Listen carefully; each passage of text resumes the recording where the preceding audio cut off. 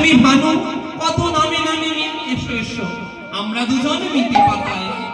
তখন আমরা দুজন মিতে হয়েছি, আমরা তাহলে নিজেকে নিজে আলিঙ্গন করতে পারি।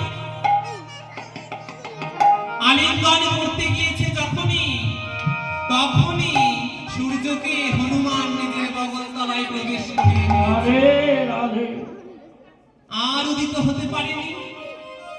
যখন কার্যসিদ্ধি হয়েছে, রামচন্দ্র বলছে হনুমান এতক্ষণ তো উদয় হয়ে যাওয়ার সময় সূর্যের, সূর্যদেব কেন উদয় হলো না?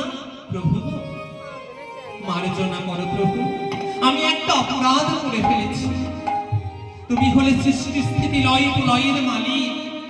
কখন সূর্য উদয় যাবে, কখন অস্ত যাবে, তুমি ছাড়া বই কেউ জানে? হনুমান তুমি সূর্যদেবকে মুক্ত করে দাও। ঠিক আছে, আমি সূর্যদেবকে মুক্ত করে দিচ্ছি। এদিকে বৃন্দাবনে পদকর্তা বললেন, অরুণ তোর সেই বালক স্বভাব গেল না।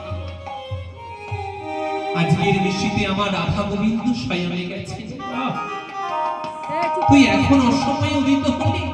আর যেই উদিত হয়েছে মা, উদিত মুদিত মানে খুলে গেল কার বদন? কুমুদ বদন। কুমুদ শব্দের অর্থ, কুমুদ শব্দের অর্থ কি?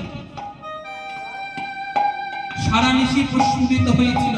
বর্ষায় ফোটে না, এই খালে বিলে ফুটে থাকে। কুমুদ শাপলা, শাপলা শালুক ফুল চেনো? হ্যাঁ, অনেকে খাই না, রান্না করে শালুক। শালুক সারা নিশি ফুটেছিল।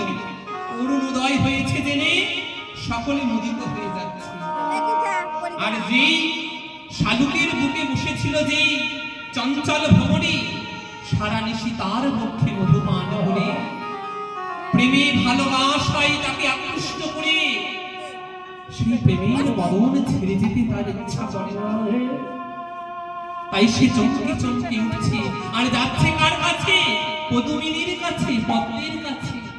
অরুণোদয় হয়েছে জেনে পদ্ম বিকশিত হয়েছে। বাহ!